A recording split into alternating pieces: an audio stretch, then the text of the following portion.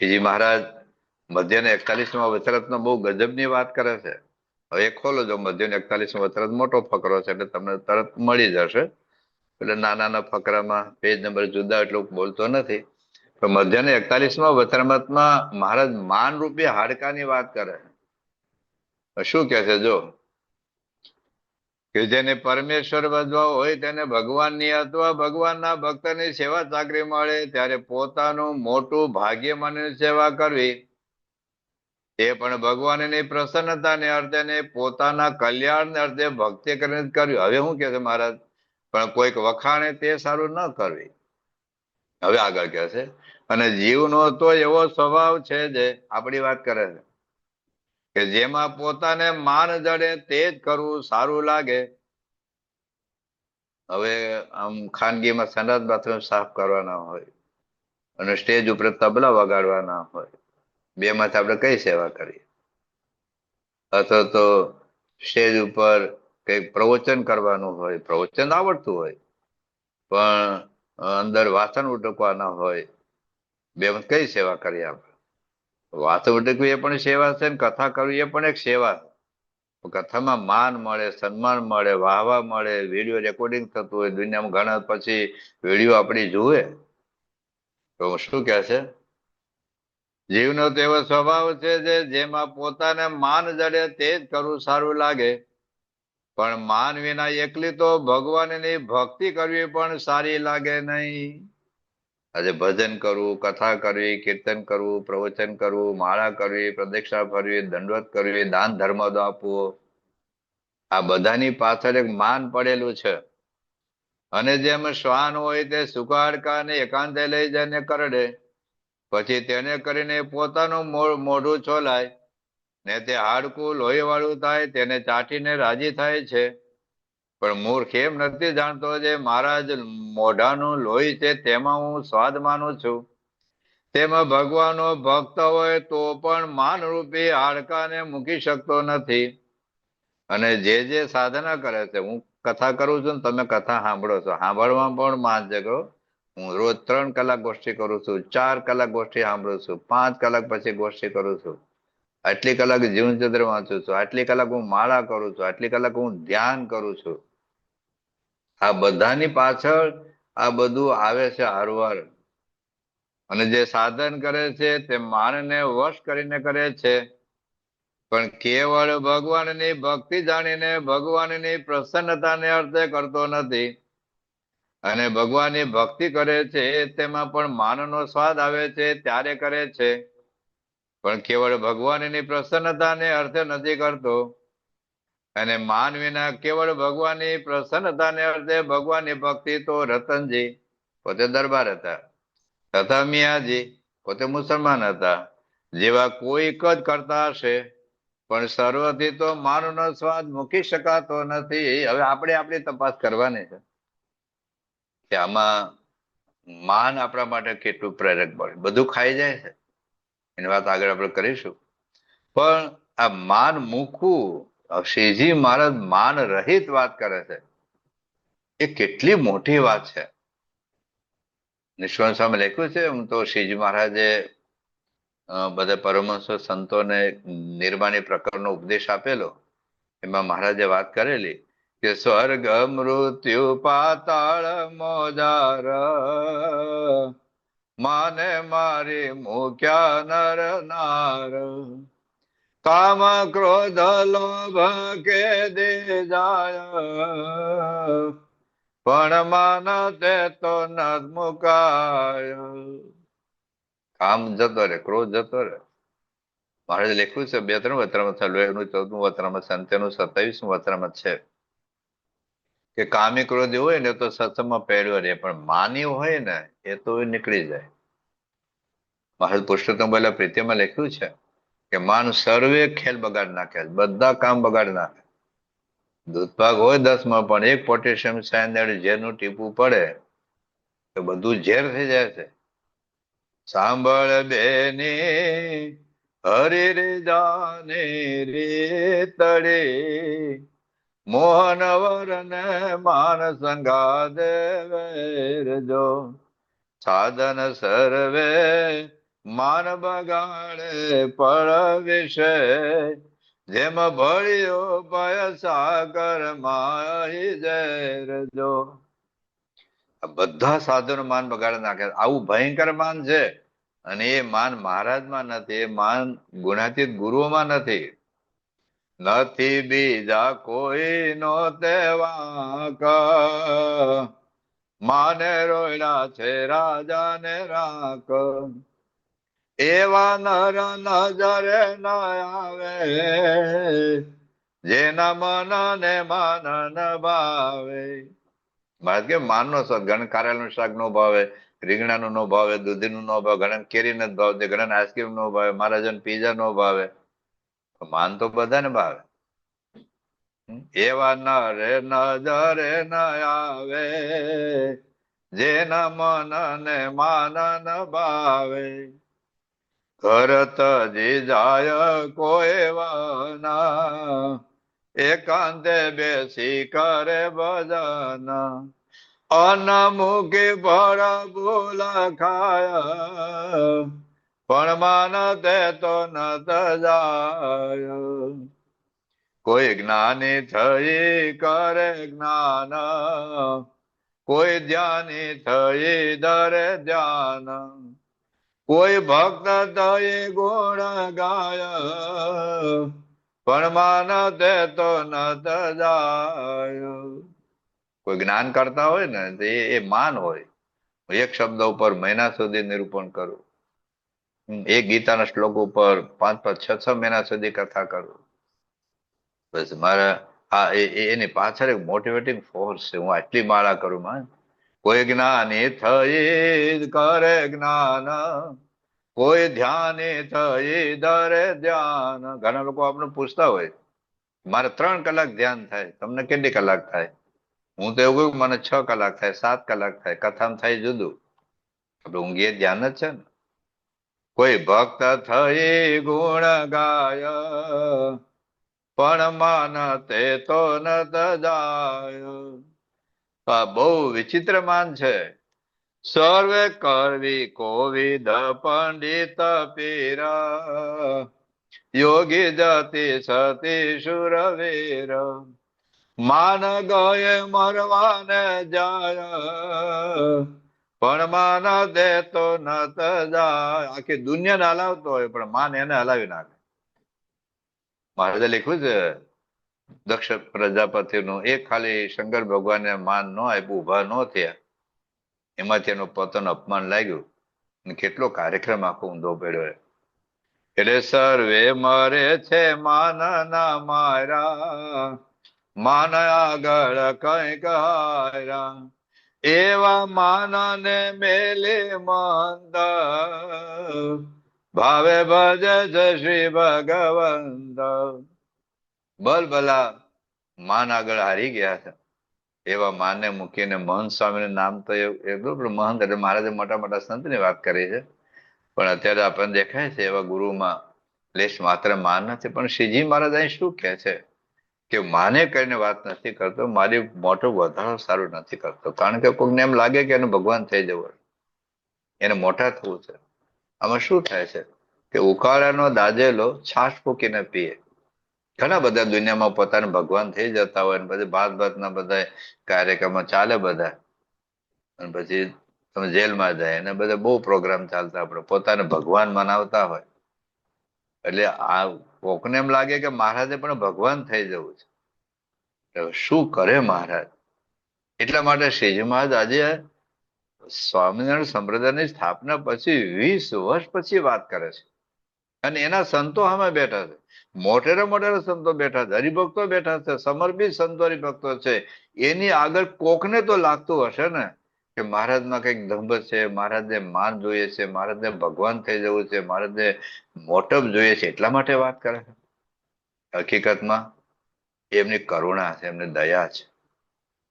દાખલા તરીકે આપણું ફેમિલી લઈને કોઈ અજાણા વિસ્તારમાં ગયા હો, આખો બિલકુલ અજાણો વિસ્તાર, દેશ જ જુદો હોય, અને આપણે ગાડી લઈને જતા હો, એમાં એક આપણું નાનું બાળક હોય, દીકરો કે દીકરી, એકનું એક સંતાન હોય, અને અચાનક સિરિયસલી બીમાર થઈ ગયા હોય, અને 5 જ મિનિટમાં જો ડોક્ટર ન મળે તો કેસ ખલાસ થઈ જવી શક્યતા હોય. આપણે ગાડી ઉભી રાખીને જે કાંઈ આપણી પાસે ફર્સ્ટ એડ બોક્સ હોય ને કઈ દવા કરતા હોય ને એ વખતે અજાણો રસ્તો છે, આજુબાજુ ક્યાં ગામ છે ખબર નથી, કેટલું ગામ દૂર છે એ ખબર નથી, કોણ ડોક્ટર છે એ ખબર નથી, અને એમાં આપણી ગાડી ઉભેલી જોઈને ગાડી બાજુમાં આવે ને ગાડી ઉભી રાખે અને એક બે જણા બહાર આવે અને પૂછે ભાઈ શું છે, કેમ કઈ તકલીફ છે. એ વખતે આપણે કઈ ભાઈ અમારો આ દીકરો કે દીકરી બીમાર થઈ ગઈ અચાનક અને 5 મિનિટમાં ડોક્ટર ન મળે તો ખેસ આમ ખલાસ થઈ જવી શક્યતા છે, બહુ સિરિયસ મેટર છે. એ વખતે પેલા એક ભાઈ બોલે કે હું ડોક્ટર છું, તમે કહેતા તો ટ્રીટમેન્ટ કરું, મારી પાસે ગાડીમાં દવા પણ છે, ઇન્જેક્શન પણ છે. હવે આ વખતે જે પેલા ભાઈ વાત કરે છે એ દંભે કરીને વાત કરે છે. હું ડોક્ટર છું, પોતે ડોક્ટર હોય અને પોતે ડોક્ટર છે એવું બોલે એ દંભ કહેવાય? હા, ડોક્ટર ન હોય ને પોતાનું ડોક્ટર કે દંભ કહેવાય. હું એકાંતિક ન હોઉં અને એકાંતિક કહું એ દંભ કહેવાય. એકાંતિક પણાની સાધના કરું એ દંભ નથી. તો અહીંયા મહારાજ પેલા ડોક્ટરે દંભ કરે છે અથવા તો પોતાનું વખાણ કરે છે કે હું ડોક્ટર છું, હું ડોક્ટર છું, પોતાનું વખાણ કરે છે. પોતાની મોટો વધારો સારું મારે એ પોતે વાત કરે છે કે આપણા પર દયા કરે છે. કહો, આપણા પર દયા કરે છે કે દંભે કરીને માને કરીને મોટો વધારો સારું વાત કરે? કારણ કે આપણે તો ખબર જ નહોતી કે ડોક્ટર છે. ડોક્ટરમાં તો બે શિંગડા હોય તો કઈ ખબર પડે, અથવા ડોક્ટરનો વેશ હોય, ગળામાં સ્ટેથોસ્કોપ જ ખબર પડે. એ તો કોકના મેરેજમાં જતા હોય, કોકના લગ્નમાં જતા હોય, કોકના વાસ્તુ પૂજનમાં જતા હોય, તો થોડો ડોક્ટરના કપડામાં જતા હોય. હવે આપણે એને ઓળખતા નથી. આપણે તાત્કાલિક ડોક્ટરની જરૂરિયાત છે 5 મિનિટમાં, નહીં તો આપણું સંતાન જતું રહેવાનું છે. એ વખતે પેલો સામે જ આવીને એમ કે હું ડોક્ટર છું, તમારા દીકરાની ટ્રીટમેન્ટ કરું, તો એ માન માટે કરે છે, મોટો વધારો સારું કરે છે, દંભે કરીને કરે છે, કઈ પૈસાનો સ્વાર્થ માટે ચાલો 5,000 રૂપિયા મને ફી મળશે એટલે તું વાત કરે છે એવું આપણે એને કહીએ કે તારે પૈસા જોઈએ છે એટલે તું વાત કરે તું હું ડોક્ટર છું, તારે માન જોઈએ છે, તારે મોટપ જોઈએ છે, તું તારા ખોટા વખાણ કરે છે એવું આપણે કહીએ? વિચારો, આ દયા છે કે એનો દંભ, માન કે મોટપ છે? આપણા પર દયા, કારણ કે આપણે તો ઓળખતા નથી. એમ ભગવાન સ્વામિનારાયણ લોકમાં આવ્યા, આપણા જેવા થઈને આવ્યા. હા, મારે લખ્યું છે પ્રથમ 63 વત્રામાં છે, પ્રથમ 72 વત્રામાં છે, પ્રથમ 78 વત્રામાં છે, પ્રથમ 56 વત્રામાં છે, 95 ચોથું વત્રામાં છે, લોયાનું 18મું વત્રામાં છે. આ બધા જ વત્રામાં કાર્યનું 5મું વત્ર, આ બધા જ વત્ર મારું તાત્પર્ય એ છે કે પોતાનું સમગ્ર ઐશ્વર્ય, સામર્થ્ય, પ્રભાવ, તેજ બધું ઢાંકીને આપણા જેવા થઈને રહે. આપણે જેવા થઈને રહે. મહારાજ એમાં લખ્યું છે આ બધા વત્રાવતમાં કે બ્રહ્માંડિક દેવોને પણ જેને નજરમાં ન આવે કેવી રીતે જોઈ શકે? તમે ગીતા વાંચો 11મો અધ્યાય, કૃષ્ણ ભગવાન જે વિરાટ સ્વરૂપ બતાવ્યું, પેલા તો કૃષ્ણ ભગવાને ના પાડી, અર્જુન કે ના પ્લીઝ મને બતાવો, પ્લીઝ મને બતાવો. ભગવાન કે જોયા જેવું નથી એલા, તો ના મને બતાવો. ભગવાન કે તારી આંખથી તને નહીં જોઈ શકે, ચાલો હું તને દિવ્ય ચક્ષુ તને આપું છું. એના પછી જયારે વિરાટ સ્વરૂપ બતાવ્યું ત્યારે અર્જુનભાઈ કે ના ભાઈ પ્લીઝ પ્લીઝ, પાછા હતા એવા ને એવા થઈ જાય. તો અનંત કોટી સૂર્ય નું તેજ ઝાંખું પડી જાય, જેના રોમ રોમના એક એક તેજમાં, એક રોમમાં કરોડો સૂર્યનું તેજ ઝાંખું પડી જાય, એવા કરોડો રોમ વાળા એવા ભગવાનનું મૂળ સ્વરૂપ આપણને બતાવે, આપણે જોઈ શકીએ. 9 કરોડ માઇલ સૂર્ય દૂર છે. એ સૂર્યને સામે આપણે ધમધકતા તડકામાં ઉનાળામાં સામે જોઈ શકતા નથી. એક સૂર્ય આટલો 9 કરોડ માઇલ દૂર હોવા છતાં તે ભગવાન પોતાનું સમગ્ર ઐશ્વર્ય, તેજ, પ્રભાવ બતાવતા આપણે જોવા સમર્થ નથી. એટલે આપણે જેવા થઈને આવ્યા. ક્યાં જીવ ક્યાં જગદીશ જાણો જુજવે જાત છે રે, મારે આપીએ સો શીશ તો વળ મેળાને વાત હશે. ક્યાં કીડી કરી મેળા પર ભેળો થાવા ભાર ભેદ છે રે, ક્યાં પૂર્ણ પુરુષોત્તમ બાપ, ક્યાં જીવ જેને બહુ કેદ છે રે. અતિ અળમળ્યાનું એ મળું માઇક અવમાઇક ને રે, તે તો દયા કરી ધરી દેહ આવે ઉદ્ધારવા અનેક ને રે, તો એ થાય એનો મેળાપ જયારે નર્તન ધરે નાથજી રે. ભગવાન અને આપણે જીવનો મેળાપ ક્યારે થાય કે આપણે અક્ષરધામમાં જઈએ કે ભગવાન આ પૃથ્વી પર આવે. આપણે તો લાયકાત જ નથી અક્ષરધામમાં જવાની. અમેરિકા જઈ શકાતું નથી, 1-1 કરોડ રૂપિયા આપ્યા છતાં, તો ઉપર ક્યાં જવાય? તો એ પૃથ્વી ઉપર આવ્યા. આવ્યા એટલે આપણે જેવા થઈને આવ્યા, આપણે જેવા થઈને આવ્યા. પ્રોબ્લેમ એ થયો કે આપણે જેવા માની લીધા. બસ અહીંયા પ્રોબ્લેમ છે. હવે જો મહારાજ પોતે પોતાની વાત ન કરે, આપણે તો ઓળખતા નથી, આપણે જેવા થઈને આવ્યા. રામ ભગવાન આપણા જેવા થઈને જ આવ્યા હોય ને, આમ તેજનું બીમ થોડું આવેલું છે, અંધારામાં આવેલા જતા હોય. તો દીવો કર્યો, મારે લખ્યું છે પ્રથમ 56 પ્રથમ 78 કે આપણે દીવો કરીએ ત્યારે ભગવાન અંધારમાં બેઠેલા દેખાય. હવે હકીકતમાં સૂર્યને તેજ આપનાર એ છે, ચંદ્રને પ્રકાશ આપનાર એ છે. પણ છતાં આપણે જેવા થઈને આવ્યા એટલે આપણે જેવા માની લીધા. પ્રશ્ન એ થયો.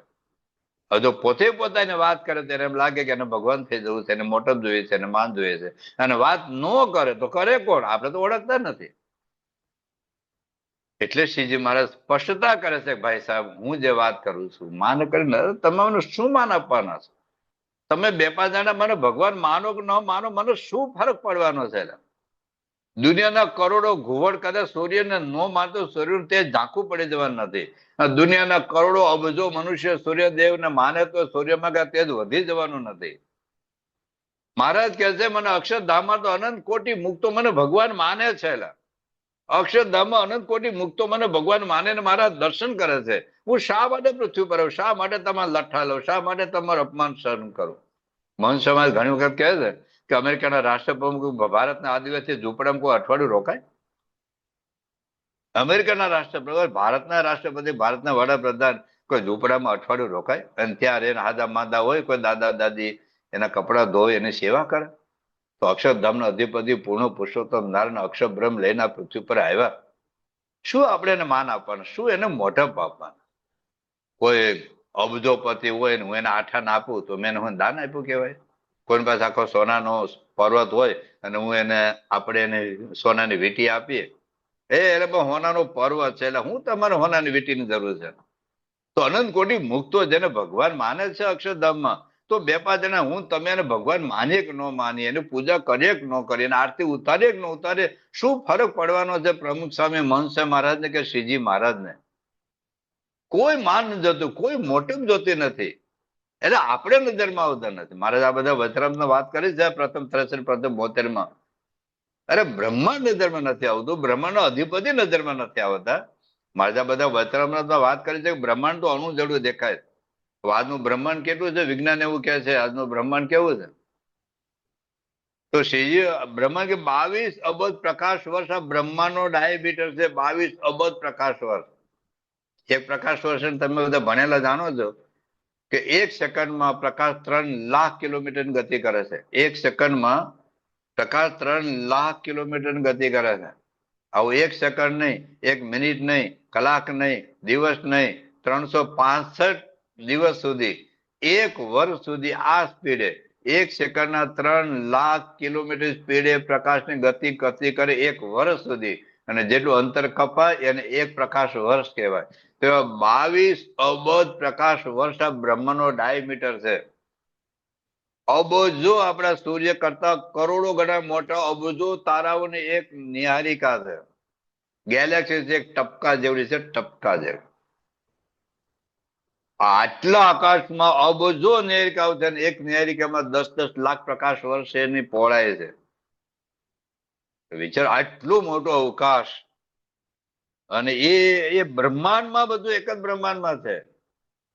હવે એમાં જેને બ્રહ્માંડ નજરમાં ન આવે, આવું આટલા અનંત આકાશમાં એક ગેલેક્સી ટપકા જેવી છે. ગેલેક્સીમાં સૂર્ય જેવા કરોડો તારાઓ ટપકા જેવા છે. એમાં આપણી પૃથ્વી કેવડી, પૃથ્વીમાં આપણું ભારત કેવડું, ભારતમાં ગુજરાત રાજ્ય કેવડું, ગુજરાત રાજ્યમાં એક વલસાડ જિલ્લો કેટલો, વલસાડ જિલ્લામાં ધરમપુર ગામ કેટલું, ધરમપુર ગામમાં આપણું કેમ્પસ કેટલું, અને આપણા કેમ્પસમાં એક રૂમની અંદર બેઠો બેઠો હું કથા કરું છું. તો અનંત આખું બ્રહ્માંડમાં એક ધર્મપુરનો રૂમ હું દેખાય, એમાં હું દેખાવ, હું આપણે એની માળા કરવાના, હું પૂજા કરવાના. કદાચ મનુષ્ય મારે 92 વર્ષની ઉંમર થઈ, 92 ફૂટનો હાર પહેરાવું, અરે બ્રહ્માંડ અણુ જેવડું દેખાય તો 92 ફૂટનો હાર એને હું દેખાવાનો છે? એને કદાચ આખા અમદાવાદ જેવડો બંગલો બનાવો, એટલે ગુજરાત જેવડો બંગલો બનાવો, આખો ગુજરાત જેવડો બંગલો બનાવો, તો બ્રહ્માંડ અણુ જેવડું દેખાય તો ગુજરાત હું દેખાવાનું? બહુ મોટા મોટા જેટ પ્લેન લઈ લો કદાચ, તો એને શું દેખાય છે? એને જન્મ જયંતિ કહો, સુવર્ણ તુલા કહો, પ્લેટિનમ તુલા દેખાય, બ્રહ્માંડ અણુ જેવડું દેખાય તો સુવર્ણ તુલા હું દેખાય, પ્લેટિનમ તુલા હું દેખાય, હીરક તુલા હું દેખાય. એટલે મહારાજ કે હું છું તમારા પર દયા કરું છું, કરુણા કરીને. મહારાજે પ્રથમનો 24મો વચરામાં કહે છે કે ભગવાન કરુણા કરીને પોતાનું સ્વરૂપ ઓળખાવે છે. નયમાત્મા પ્રવચને ન લભ્ય ન મે દયા ન બહુના શુતેન યમવેશ વૃણુતે તેન લભ્ય તસ્ય એષ આત્મા વિવૃણુતે તનુમ સ્વામ. નયમાત્મા પ્રવચને ન લભ્ય. યાદ રાખો, હું રોજના 10 કલાક બોલું, 10 કલાક બોલું, 70 વર્ષ સુધી બોલું, રોજના 10 કલાક 70 વર્ષ સુધી બોલું, છતાં મને સ્વામિનારાયણ ભગવાનની નિષ્ઠા ન પણ હોય. રોજના 10 કલાક 70 વર્ષ સુધી મહંત સ્વામી માટે બોલું, પ્રમુખ સ્વામી મહારાજ માટે બોલું, એક એક વચરામાં એક એક શબ્દ સુધી મહિનાઓને વર્ષો સુધી નિરૂપણ કરું. હિન્દુ ધર્મના બધા શાસ્ત્રોના સંદર્ભ સાથે કથા કરું. હિન્દુ ધર્મના બધા જ ભાષ્યો, ગીતા ભાષ્ય, બ્રહ્મસૂત્ર ભાષ્ય, ઉપનિષદ ભાષ્ય, બધા જ ભાષ્યોના સંદર્ભો સાથે સ્વામિનારાયણ ભગવાનના સંપ્રદાયમાં જૂના નવા સંપ્રદાયમાં જેટલા પુસ્તકો બહાર પડ્યા છે બધા પુસ્તકના સંદર્ભો સાથે કથા કરું, છતાં મને સ્વામિનારાયણ ભગવાન નિષ્ઠા ન પણ હોય, મને મહંત સ્વામી મહારાજની નિષ્ઠા ન પણ હોય. નિષ્ઠા એવો વાતોનો વિષય નથી. આમાં સંત સ્વામી સારપુરમાં કહેતા, આ તો વાતોડિયો નિશ્ચય છે. નિશ્ચયનો તાળો જુદો છે, નિશ્ચયની પારાશીશી જુદી છે. તો નયમાત્મા પ્રવચને ન લભ્ય ન મે દયા. આઈન્સ્ટાઈન જેવો બુદ્ધિશાળી હોય, કોઈ બુદ્ધિશાળી ભગવાનને પકડી શક્યા નથી. રાવણ કેટલો બુદ્ધિશાળી હતો, વેદો પર ભાષ્ય લેખો, મહાપ્રકાંડ વિદ્વાન હતો, બ્રાહ્મણ હતો. અને શબરીભાઈ શું ભણેલા હતા? શબરીભાઈ રામને ઓળખી શક્યા, રાવણ ને ઓળખી શક્યા. ભગવાન કૃષ્ણના વખતમાં ગોપીઓ ભગવાન ઓળખી ગઈ. ગોપીઓ કયા શાસ્ત્ર વાંચેલા, કયા પ્રવચનકારો ગયા, કયા પ્રવચન સાંભળેલા, શું ગોષ્ઠી કરેલી એમને. પણ ભગવાન કૃષ્ણને ઓળખી, ઘણા બુદ્ધિશાળી હતા, મહાબુદ્ધિશાળી હતા, જબરજસ્ત હતા. કે દુર્યોધન ને શિશુપાલ જરાસંઘ ને કંસ કે બુદ્ધિ વગર ના હતા? અરે ભીષ્મ કેટલા જ્ઞાની હતા, છતાં ભગવાન કૃષ્ણને સામે લડવા માટે ઉભા થયા. એટલે બુદ્ધિનું કામ નથી. ન મે દયા ન બહુ ના સુતે ના. કારણ કે આપણે કથા વાર્તા સાંભળવી જોઈએ, કથા વાર્તા કરવી જોઈએ, કથા વાર્તાનું ચિંતન મનન કરવું જોઈએ, એની ના નથી. પણ 10-10 કલાક 15-15 કલાક કથા સાંભળો અને પછી એનું મનન ન હોય, ચિંતન ન હોય. કારણ કે સાંભળવામાં, બોલવામાં, અંદરો અંદર વાતચીત કરવામાં, ગોષ્ઠી કરવામાં બહુ જ મજા પડે. મેં 5 કલાક 10 કલાક 7 કલાક 9 કલાક ગોષ્ઠી કરો, એટલે રાંધો પછી ખાવો ક્યારે? 10-10 કલાક સુધી તમે રાંધો, 10 કલાક સુધી રાંધો, 15 કલાક રાંધો, તો ખાવું ક્યારે? નોકરી કરવી, ધંધો કરો, વેપાર કરો, દુકાન ચલાવી, તો રાંધા જ કરવાનું, તો ખાવું ક્યારે? તો વાંચા કરીએ, સાંભળ્યા કરીએ, પણ જ્યાં સુધી પોતાની સાથે ડાયગ્નોસિસ ન થાય, મનન ન થાય, ચિંતન ન થાય. ન સાંભળવું એવું નથી, ન વાંચવું એવું પણ નથી, પણ શ્રુતિ એવું કહે છે કે નયમાત્મા પ્રવચને ન લભ્ય ન મે દયા ન બહુ ના શ્રુતે. રોજ 20 કલાક સાંભળશો ને તો ભગવાનનું સ્વરૂપ, હા, પ્રયત્ન કરવાનો, પુરુષાર્થ કરવાનો, આ એક પ્રકાર છે. આપણે આવતા વખતે કથા ન સાંભળે એવું નથી, મારે કથા ન કરવી એવું પણ નથી, પણ એની કૃપા થશે ને તો જ ભગવાનનું સ્વરૂપ ઓળખાશે. પ્રથમ 24મું વચરામૃત મહારાજ આ કહે છે કે ભગવાન કરુણા કરે. હવે કરુણા કરે છે એટલે તો આ પૃથ્વી પર આવ્યા. કરુણા કરે એટલે પોતાની વાત એ કરે છે, અને આપણે માને છે માન માટે કરે છે, મોટો આધારે કરે છે. એટલે શ્રીજી મહારાજ અહીં કહે છે કે હું જે તમને વાત કરું છું તે માને કરી નથી કરતો, મારી મોટો વધારે સારું નથી કરતો. મહારાજે એક વાત કરી છે તો આખા બ્રહ્માંડના જીવો માને એને લીધે મારી કોઈ મોટપ નથી. આખા બ્રહ્માંડના કોઈ જીવ મને ન માને તો મારી કોઈ મોટપ ઘટી જવા નથી. મોટપ તો અનાદિ છે. મેં કહ્યું ને કે કરોડો ઘુવડ ન માને સૂર્યને તો સૂર્યનું તેજ આખું પડી જવાનું નથી. અને અબજો જીવો કદાચ સૂર્યનારાયણને માને તો સૂર્યનું તેજ વધી જવાનું નથી. એમ કદાચ પૃથ્વી પરના કોઈ મનુષ્ય સ્વામિનારાયણ ભગવાન ન માને. અત્યારે ઘણા લોકોનો એક પ્રયાસ ચાલે, સ્વામિનારાયણ ભગવાન સામે એક મોરચો માંડીને બેઠા કે સ્વામિનારાયણ કેમના ભગવાન છે, સ્વામિનારાયણ કેમના ભગવાન છે. તારા કહેવાથી ન કહેવાથી સ્વામિનારાયણ ભગવાન મટી નથી જવાના ભાઈ, એ છે જ. તને કોણ પૂછે, તને હું ખબર? એટલે તો સ્વામિનારાયણ ભગવાન છે, આપણે માનીએ કે ન માનીએ, પણ માનીએ તો આપણને લાભ છે. જેમ પેલા ડોક્ટર કીધું હું ડોક્ટર છું, પેલા લોકો માને, આપણું કુટુંબ માને, આપણે માનીએ, પત્ની માનીએ, આ ડોક્ટરની દવા લો ભાઈ, તમને તો હમણાં 5 મિનિટમાં મરી જશે છોકરો કે છોકરી. પછી એ વખતે આપણે ઠૂઠું પકડી દઈએ કે એને તો માન જોઈએ છે, એને તો મોટો વધારે કરે છે, ખોટા વખાણ કરે છે, એને તો દંભે કરીને બોલે છે, એને તો પૈસા જોઈએ છે, એટલે પોતે બોલે હું ડોક્ટર છું. તો છોકરો ખોવો પડશે તમે. એમ કરોડો જન્મ પછી મનુષ્ય જન્મ મેળવે છે આપણને.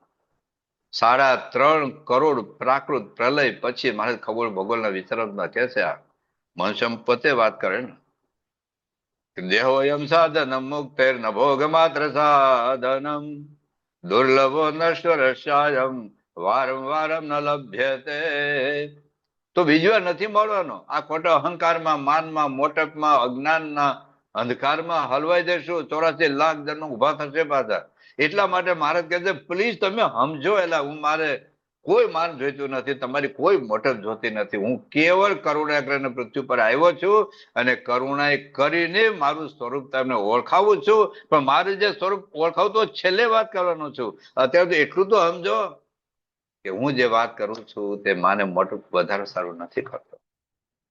જે શ્રીજી મહારાજની વાત આપણે જોઈએ છે એ જ ગુણાતીત પરંપરામાં આપણને દેખાય છે. આપણે 3 જોઈ ગયું, શ્રીજી મહારાજને જોઈશું, ગુણાતીત પરંપરા જોઈશું, પછી આપણે પોતે અંતરદ્રષ્ટિ કરીશું કે આપણામાં જે કાંઈ પ્રવૃત્તિ કરીએ છીએ માને કરીને કરીએ છીએ, મોટું વધારે સારું કરીએ છીએ, દંભે કરીને કરીએ છીએ. હા, અત્યારે આપણામાં હોય, પણ એની ઇન્ટેન્સિટી આપણે ઘટાડતા ઘટાડતા ઘટાડતા આપણું જે રોલ મોડેલ છે ગુણાતીત ગુરુઓ, ત્યાં સુધી આપણે પહોંચવાનું છે. તો આપણે જોઈએ છીએ ગુણાતીતાનંદ સ્વામી, ભગતજી મહારાજ, શાસ્ત્રીજી મહારાજ, યોગી બાપા બોલ્યા છે, મને મનાવા પૂજાનું અંકુર નહીં. મને કોઈ દંડવત કરે, મારે કોઈ જય બોલાવે, મને કોઈ પતિત પાવન કે, મને કોઈ અધમ ઉદાહરણ કે, મને ગમતું જ નથી. આવું બધું નિષ્કપટ ભાવે કહું છું. હવે યોગી બાપા બોલ્યા તો અમને ક્યાં માન મોટપ જોઈએ છે?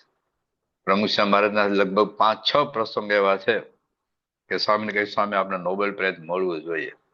ભારતના નોબેલ પ્રાઇઝ માટે કેટલા પ્રયત્ન કરે છે ને, શાંતિનો નોબેલ પ્રાઇઝ જોઈએ છે, દુનિયાના દેશોને બરબાદ કરે છે. એક શાંતિના નોબેલ પ્રાઇઝ મેળવવા માટે કેટલો પુરુષાર્થ લોકો કરે છે. અને કેવા કેવા લોકોને શાંતિના નોબેલ પ્રાઇઝ મળે, જેને દુનિયાના શસ્ત્રો જ આપ્યા, દુનિયામાં યુદ્ધો જ કરાવ્યા, લાખો લોકો મરે, કરોડો કપાઈ જાય, અબજો માણસો બરબાદ થઈ જાય, પણ પોતાના દેશની ઇકોનોમી સારી રહે એટલે શસ્ત્રો વેચવા માટે છતાં લોકોને શાંતિ નોબેલ પ્રાઇઝ મળ્યા છે. આખા ઇતિહાસમાં જોજો તો પ્રમુખ અમારે તો ખરેખર સમાજમાં શાંતિ સ્થપાય, કેટલા ગામોમાં, જિલ્લાઓમાં કેટલા લોકોના અંદર અંદર પ્રશ્નો હલ કર્યા છે, 200 વર્ષના પૈયા દૂર કરાવ્યા છે. ગામના ઝઘડા, કલેશ કંકાસ મારે કલાકો ને કલાકો બગાડે. સ્વામી 2.5 લાખ ઘેર પધરામણી કરે છે, 7 લાખ પત્રો લેખા છે, 40 લાખ લોકોને વ્યક્તિગત મળ્યા છે, હજારો લોકોના વ્યસનો દૂષણો કુટેવ છોડ્યાને ઘરમાં, કુટુંબમાં, ગામમાં એક શાંતિનું સામ્રાજ્ય સ્થાપ્યું છે. અને સમાજનું એક પણ ફીલ એવું નથી જેમાં પ્રમુખ સમાજ દિલથી ન જોડાયા હોય. તો સ્વામીને કહ્યું કે સ્વામી આપણે નોબેલ પ્રાઇઝ મળવાનું છે. સ્વામી કે મને તો 2 નોબેલ મળ્યા છે, શાસ્ત્રીમાં યોગીજી મહારાજ, મારે બીજે કોઈ નોબેલ ઈચ્છા નથી. સ્વામી એક વખત કે લખોટા જો મને હું નોબેલ આપવાના, કોઈ પ્રયાસ જ ન કરતા, પુરુષાર્થ જ ન કરતા, મારે જોઈતું જ નથી. એ કોઈ સ્વામી કે સ્વામી આપણે નોબેલ પ્રાઇઝ, સ્વામી કે તમે બધા સંતો હરિભક્તો મેળવશો, મને નોબેલ જ મેળવ્યા. લો, નોબેલ પ્રાઇઝ એટલે દુનિયાનું મોટું સન્માન કહેવાય ને. સ્વામી કે હા મેં સંતો હરિભક્તો બેઠા હતા, યુવકો બેઠા હતા. સ્વામી કે જો એક એક મારા માટે નોબેલ છે.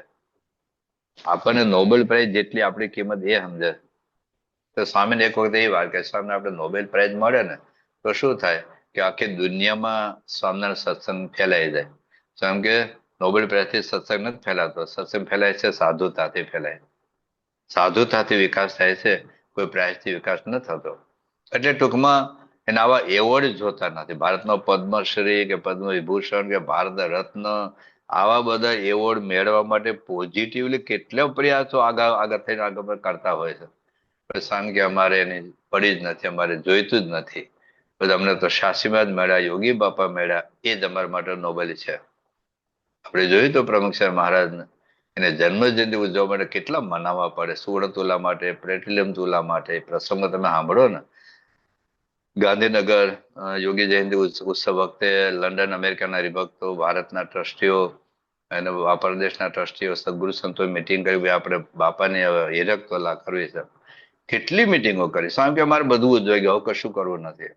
કે સ્વામી આપણે નથી જોતું, પણ એ નિમિત્તે અમારે ઠાકોરજીની સેવા થાય તો સંસારના બધા કામ અધૂરા પૂરા થાય, આર્થિક સેવા મળે તો ઠાકોરજીની સેવા થાય, મંદિરના કામ પૂરા થાય. સ્વામી હા પાડી, પણ છેલ્લો અમૃત મહોત્સવ વખતે તો છટકી જ ગયા. હિરક તુલા આપણે કરવી જ નથી. તો આટલું મોટું સન્માન થતું હોય, વાહવા થતી હોય. 1988માં બાપા પરદેશથી ઇન્ડિયા આવવાના હતા. કે બ્રિટિશ પાર્લામેન્ટમાં સન્માન થયેલું, કેનેડિયન પાર્લામેન્ટમાં સન્માન થયેલું, બધા એટલાન્ટા ઈસ્ટરના મંદિરની પ્રતિષ્ઠાઓ થયેલી, ઘણા બધા અમેરિકામાં કિટ બધી સિટીઝ આપેલા. એટલે સ્વામી ગુજરાતમાં આવે ને પણ સ્વામીએ પત્ર લખ્યો કે ગુજરાતમાં કોઈ મોટા મોટા સમારંભો કરવાની જરૂર નથી. અમે કઈ નવું કામ કરીને આવ્યા નથી. એટલે જો અમને રાજી કરવા હોય તો કોઈ મોટા મોટા સમારંભ, માન સન્માન, સ્વાગતના કરવાના નથી. બાકી તમારું મન ધાર્યું કરવું હોય તો કરજો. તો સ્વામી આવું લખ્યું દીધું પત્ર. બધું કોણ આવા પ્રયાસો કરે? પણ એમને કશું જ માન મોટપ જોતું નથી. આપણે જોડે જાણીએ છીએ મહંત મહારાજના પ્રસંગો. તો મહંત મહારાજ તો વર્ષો સુધી કેટલા નાના નાના હરિભક્તો, યુવકો, બાળકોને પગે લાગતા રહ્યા, દંડોત કરતા રહ્યા. હજુ પણ મહંત મહારાજ કહે છે, 2 વખત બોલ્યા કે હું ગુરુ છું, મને મનાતું જ નથી. હું ગુરુ છું. લાખો લોકો જેની જય બોલાવે અને આરતી ઉતારે, હાર તોરા કરે, સન્માન કરે, દંડવત કરે, લાખો લોકો એના દર્શન કરવા માટે આવે, છતાં મોહન સ્વામી કહે છે મને મનાતું જ નથી કે હું ગુરુ છું. બોલ. તો આપણને સંયોજક બનાવે, કોઓર્ડિનેટર બનાવે, મંડળ સંચાલક બનાવે, તો આપણે કેટલી સત્તાના કેફમાં હોય કે મને મંડળ સંચાલક બનાવ્યો, મને ટ્રસ્ટી બનાવ્યો, મને કોઠારી બનાવ્યા, મને સંત નિર્દેશક બનાવ્યો, કેટલા કેફમાં હોય. તો વિચાર કરો, આટલું મોટું સન્માન ગુરુ પદે આવ્યા. અને તમને ખ્યાલ હશે, બાપાએ તો પત્ર 4 વર્ષ પહેલા લખી નાખેલો. 4 વર્ષ પહેલા પત્ર લખેલો મહંત સ્વામી મહારાજ કે મારા પછી મહંત સ્વામી ગુરુ પદે કે પ્રમુખ પદે છે. અને મહંત સ્વામીને ખબર હતી. કારણ કે બાપાએ પત્ર લખ્યા પછી આ બધી સદગુરુ સંતોની મિટિંગમાં સ્વામીએ પત્ર બતાવેલો. અને સ્વામી મહંત સ્વામી તો ખબર જ હતી. બાપાએ હાજરીમાં પછી પત્ર વંચાયેલો એટલે. પણ એ વખતે મહંત સ્વામી મહારાજે આજુબાજુમાં જે સંતો તેને કહી દીધું હતું કે કોઈને ક્યારે રંજ માત્ર ગંધ આવી ન જોઈએ કે પ્રમુખ સ્વામી આવો પત્ર મારા માટે લખ્યો. તો અત્યાર સુધી મારી સાથે જે રીતે તમે વર્તતા એવી જ રીતે વર્તવાનો પ્રયત્ન કરજો, જેથી કોઈને અણસાર સુદ્ધા ન આવે. અને જ્યારે બાપા ધામમાં ગયા ત્યારે પત્ર જ્યારે બહાર આવ્યો ત્યારે ખબર પડી તો સ્વામી તો 2012માં પત્ર લખી નાખ્યો. 4 વર્ષ પહેલા પત્ર લખાયેલો. મહંત સ્વામીને ખબર પણ હતી, પણ લેશ માત્ર એમના વર્તનમાં, વાણીમાં, વિચારમાં, ક્રિયામાં દેખાય જ નહીં કે હવે પોતે ગુરુ થવાના છે. ખાલી અહીંયા અમારી ઇન્ડિયામાં ભાજપ ને કોંગ્રેસની ટિકિટ મળવાની હોય ને, ખાલી ટિકિટ, તો કેટલા કેફ મને ટિકિટ મળે. જીતવાની તો વાત જ પછી, હારે જીતે તો ખબર જ નથી. પણ છતાં કેટલો કેફ હોય. એમાં ચૂંટાયા પછી ધારો કે પ્રધાન પદ મળવાનું હોય તો કેટલો અહંકાર હોય. મહંત સ્વામી મહારાજ એક પ્રસંગ કહે છે, એ ગામની અંદર એક સભા ચાલુ હતી અને એક ગામમાં સરપંચની ચૂંટણીનો મત ગણતરી થઈ અને એક સરપંચ ચૂંટાયા. એટલે ચૂંટાઈને પછી આપણા હરિભક્તો મહંત સ્વામી મહારાજને આશીર્વાદ અપાવવા માટે લાવ્યા. પેલો આખું સરઘસ હોય, વી ફોર વિક્ટરી, વી ફોર વિક્ટરી. તો 500-700 ગામની વસ્તી હોય, એના સરપંચની શું મોટી સત્તા હોય, બાજુ ગામમાં કશું હાલે નહીં. 500-700 ની વસ્તી હોય એના સરપંચ કઈ મોટી સત્તા કહેવાય.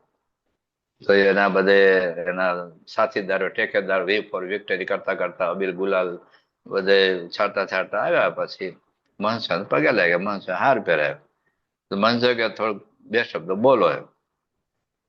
તો મહંત સ્વામી કે બાજુમાં ખાલી ખુરશી હતી ને, ખુરશી પર ચડી ગયા.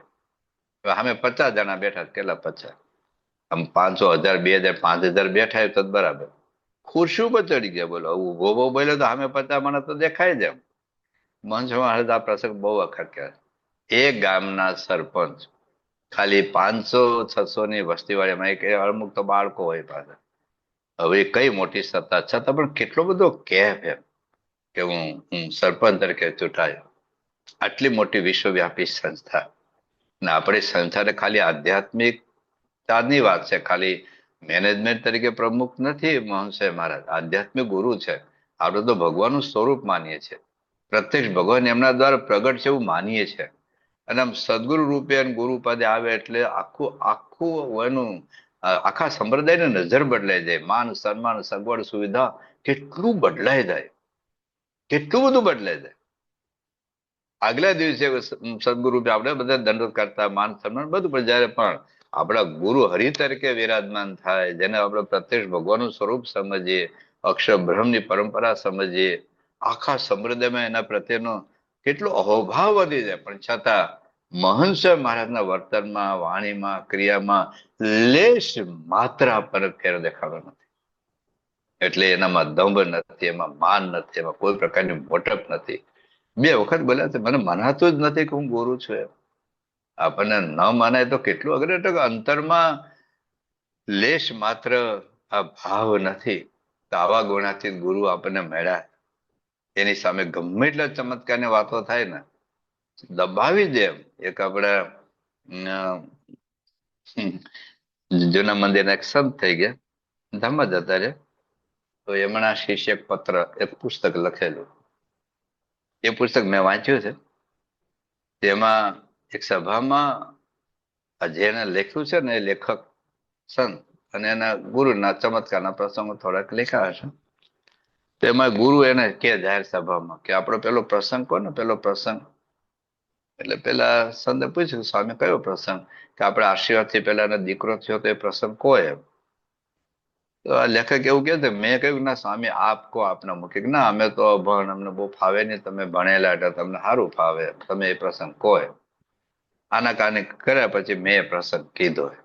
આવું આ પુસ્તકમાં લખેલું છે. પછી બીજી વાત કરી કે આપણે પેલા પેલા મુસલમાન ભાઈને આપણો ગુણ આવ્યો હતો, આપણા દર્શન કરવા આવ્યા ત્યારે ગુણ આવ્યો, તે પ્રસંગ કોને? તો ના સ્વામી તમે કહો. ના અમે તો અભણ, અમને બહુ ફાવે નહીં, તમે કહો એમ. એટલે પછી મેં પ્રસંગ એવો કહ્યો. હવે આ પણ એક લેવલ. યોગી બાપા વખત મેં ગરીબ ભગત હતા, પછી પોતાને ગુરુ તરીકે માનતા હતા. જોગી બાપા પ્રમુખ, જોગી બાપા ધામા ગયા પછી પ્રમુખ સાહેબથી જુદા થઈ ગયા, પોતાને ગુરુ તરીકે માનતા હતા. આખું એક મંડળ ચાલતું હતું. તો કંઈક આશીર્વાદથી કંઈક થયું ને, એને ચમત્કારના પ્રસંગો છપાવે, લખાવડાવે, દરેક સભામાં બોલાવડાવે. તો આ the deepest craving of every human being is to be appreciated. કોઈક આપણા વખાણ કરે, કોઈક આપણે વાહ વાહ કરે. ત્યારે બાપાની હાજરીમાં આટલા બધા લોકો વખાણ કરતા. 1988માં હ્યુસ્ટનમાં એક પ્રમુખ મહારાજને એક સ્વાગત સભા હતી ગાંધી સમાજ દ્વારા. એને વખતે પછી વિવેક સાગર સ્વામી બાપાના મહિમાને અદભુત 1 કલાક એટલી જબરજસ્ત વાતો કરી.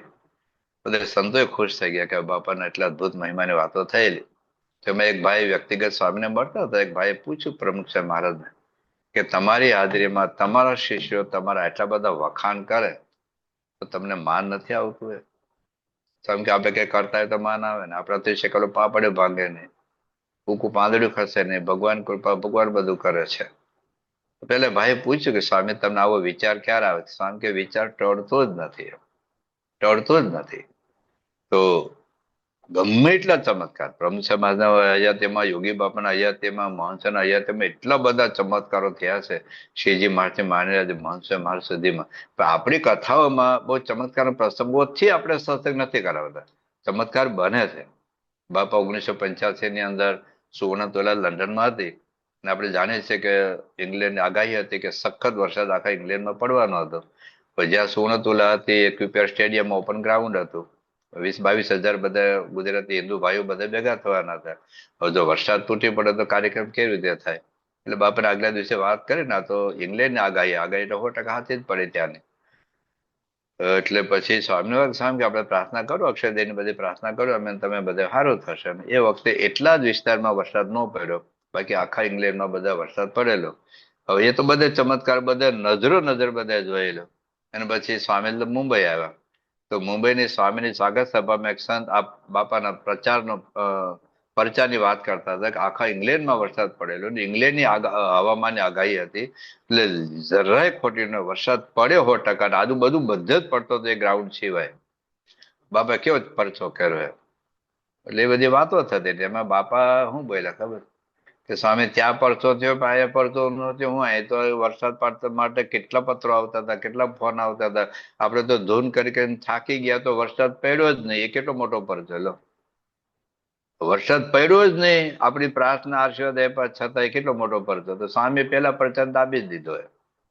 એટલે ઘણી વખત આપણે આ માન સન્માન વખાણ માટે તો રાહ જોતા હોય કે ભાઈ કોઈક મારી વાત કરે.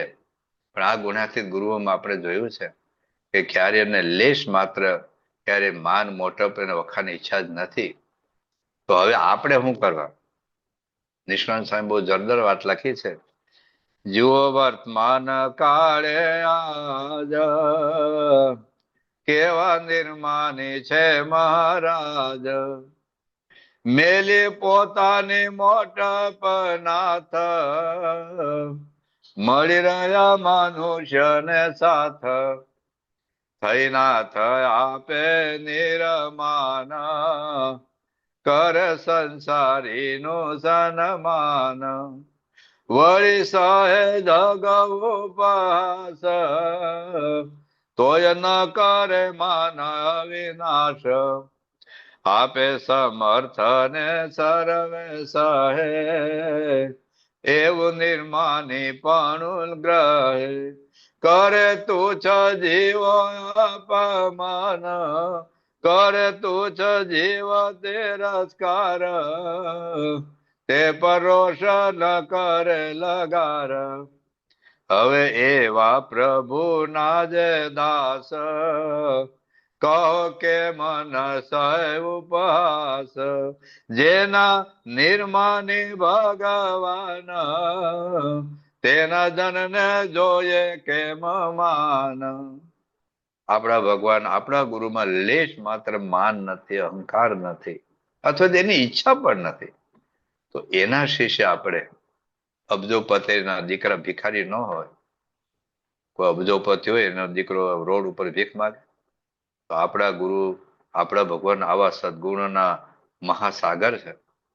છતાં સબ ગુણ પૂર્ણ પરમ વિવેકી, મુક્તાનંદ સ્વામી કહ્યું સબ ગુણ પૂર્ણ પરમ વિવેકી, ગુણ કો માન ના આવે. આટલા બધા ગુણો હજી મહારાજ આગળ વચરામૃતનો વાત આગળ પોતે કરવાના છે. પણ મૂળ વાત એટલું જ છે કે આપણે પણ થોડુંક એ માર્ગે જવું પડે. કોઈ પણ ભક્તિ કરીએ, સત્સંગ કરીએ, કથા કરીએ, તપ કરીએ, એમાં માનની અપેક્ષા નહીં. મહારાજ કહ્યું ને કે જેના નિર્માની ભગવાન, તેના જનને જોઈએ કેમ માન. માને દક્ષ પામ્યો તે દુઃખ, થયું મોત ને વણસ્યું મુખ.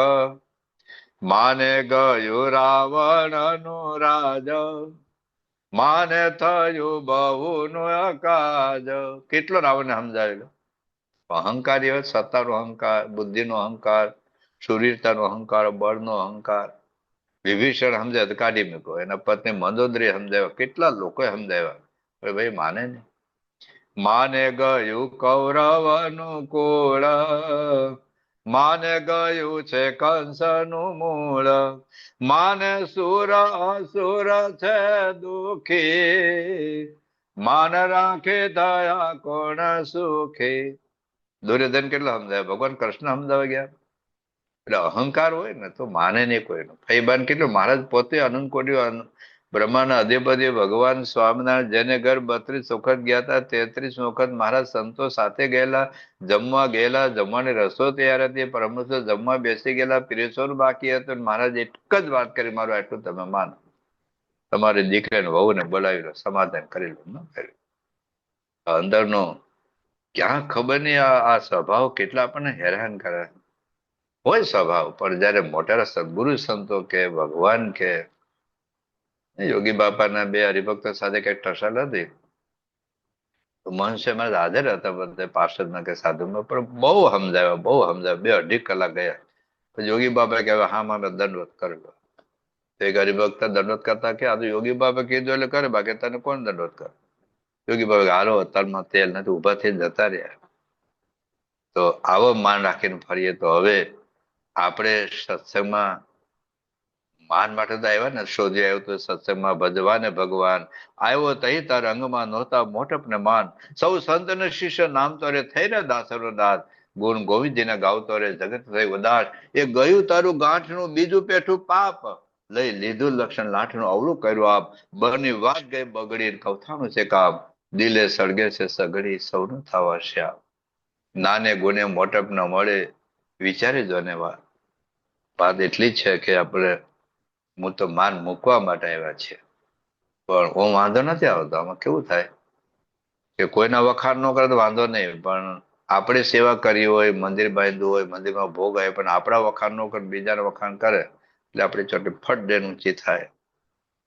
અને આવા છે કરોડો પ્રસંગો સંપ્રદાય બેના, આખું મંદિર બાંધ્યું હોય, સેવા કરી હોય, ભક્તિ કરી, પણ કઈ નામ ન આવ્યું, હાર ન પહેરાયો હોય અને કંઠી તોડીને જતા રહ્યા.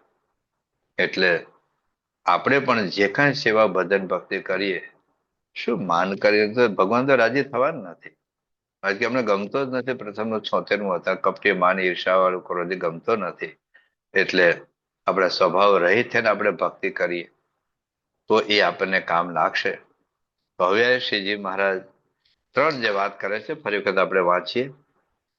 શ્રીજી મહારાજ અહીંયા કહે છે, હું જે તમને વાતો કરું છું તે દંભે કરીને નથી કરતો, અને માન અને મોટપ માટે હું કહે છે મહારાજ કહે છે,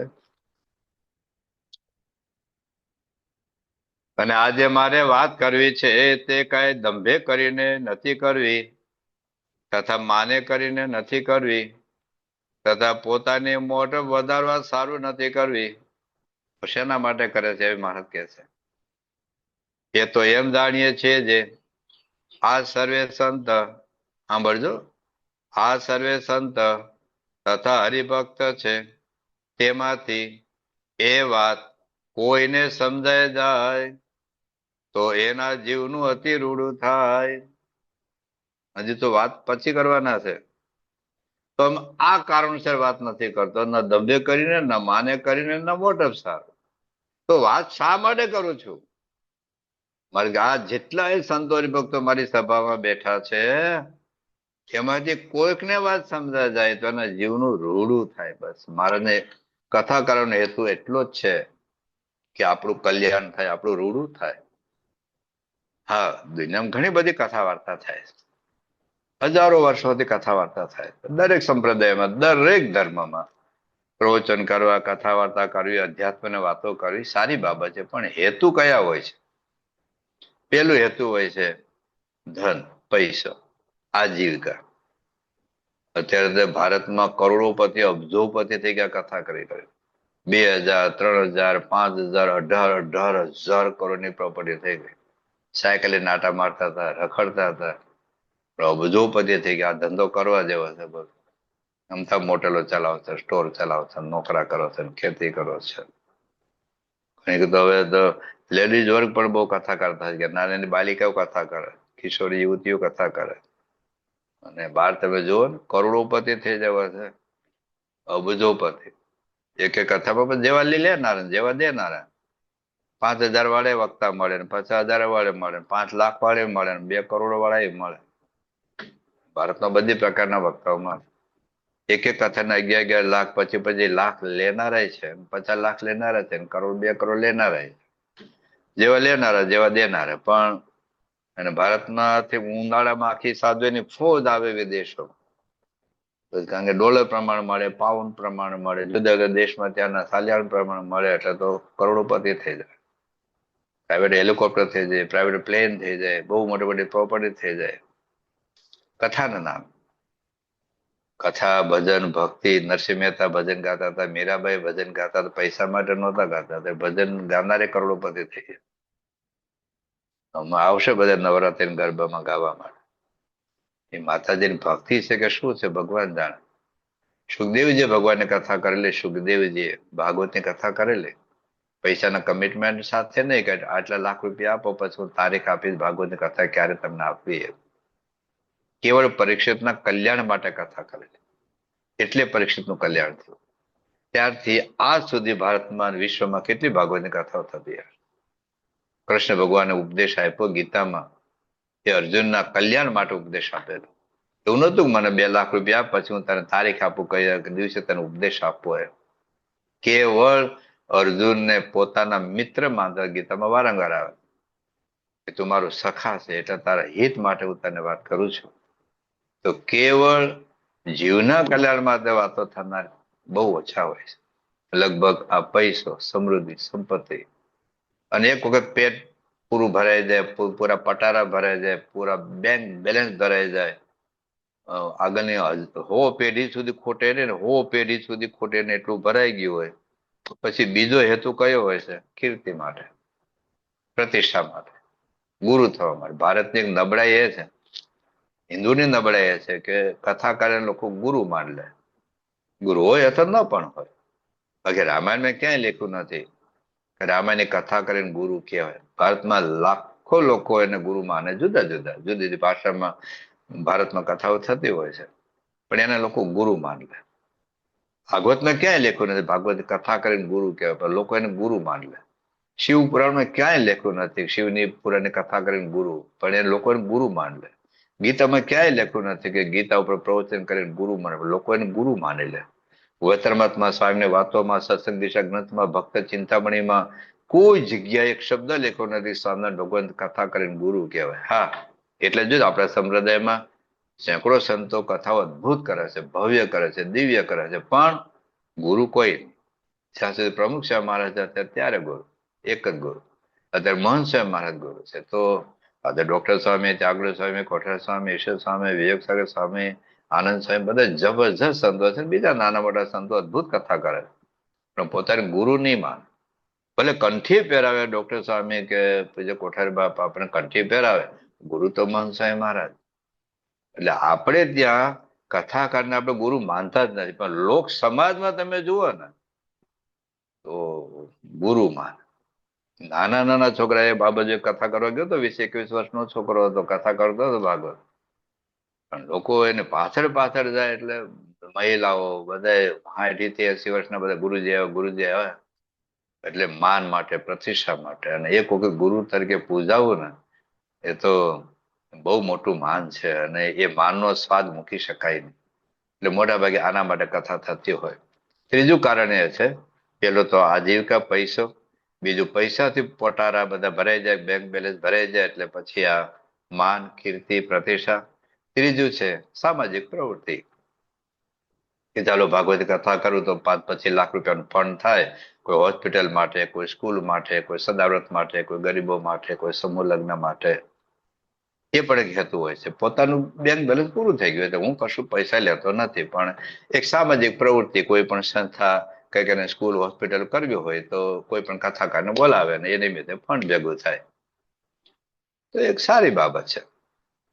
ત્રીજી બાબત છે, ચોથી બાબત ધાર્મિક ભાવના. લોકોને રામાયણ, ભાગવત, ગીતા, ઉપનિષદ, શિવ પુરાણ, જુદા ગ્રંથોનો પરિચય થાય, ધાર્મિક વાતો થાય, અધ્યાત્મની વાતો થાય. સારું છે, આમાં કશું ખોટું નથી. ભલે પૈસા માટે કથા કરે, સ્કૂલ હોસ્પિટલ માટે કથા કરે, સામાજિક પ્રવૃત્તિ માટે કથા કરે, ધાર્મિક ભાવના માટે કથા કરે, એની ના નથી. પણ જ્યાં સુધી એમાં સામેવાળા જીવનું કલ્યાણ થાય, એનો મોક્ષ થાય, એનું રૂડું થાય એવો હેતુ કેટલા. એટલે શું થયું ખબર છે કે શ્રોતાનું રુચિ બદલાની, એમ કથાની શૈલી બદલાની. આજે સુખદેવજી જે કથાઓ કરી હશે, તુલસીદાસ જે ભાવનાથી ગ્રંથ લેખા હશે, અત્યારે શૈલી આખી બદલાય. જોક્સ આવે, શાયરી આવે, ગઝલ, નાચે, નચાવે, કૂદે, કુદાવે, રડે, રોડાવે, હસે, હસાવે. એ વખત ઓડિયન્સ ભેગું ન થાય, પણ સાંભળનારનો કલ્યાણ થાય, એને રામની નિષ્ઠા થાય, કૃષ્ણની નિષ્ઠા થાય, રામ જેવા બને, ભરત જેવા બને, સીતાજી જેવા બને, લક્ષ્મી જેવા બને, નારાયણ જેવા બને, શિવજી જેવા બને, પાર્વતી જેવા બને, હનુમાન જેવા બને, ગણપતિ જેવા બને, એવી શુભ ભાવનાથી એને વ્યસનો છૂટે, દૂષણો છૂટે, વિકારો છૂટે, એક સાચો ભક્ત બને, એવી શુદ્ધ ભાવનાથી કથા કરનાર. એવું એવું આપણે દુકાળ નથી પાડતા, પણ બહુ જ ઓછા. તો શ્રીજી મહારાજ જે વાત કરે છે એ કે છે કે આમાંથી કોઈકને સમજાય છે, બધાને નહીં સમજાય એ પણ મહારાજને ખબર છે. પણ હેતુ શું છે? આવો કોઈ હેતુ નથી. આવું બધું મહારાજને મળતું હતું. કથા કર્યા પેલા મળતું હતું, જંગલમાં વિચરણમાં બધું રાજ મળતું હતું, સત્તા મળતી હતી, સંપત્તિ મળતી હતી, વૈભવ મળતો હતો, મોટા મોટા મંદિરની મહાનતા મળતી હતી. સત્સંગ આવ્યા પછી કુશળ કોબરા 500 ગામનો આખો રાજ વહીવટ સોંપવા તૈયાર હતા. મહારાજે કશું જોઈતું નહોતું. તો શ્રીજી મહારાજ એ વાત કરે છે, એનો એક જ હેતુ છે કે જીવનું રૂડું થાય. તો જીવનું રૂડું એટલે શું, અને બધાને નહીં સમજાય, પણ કોકને સમજાય છતાં પણ મારો દાખલો કરે છે. એને વિશેષ વાતો આપણે આવતીકાલે કરીશું.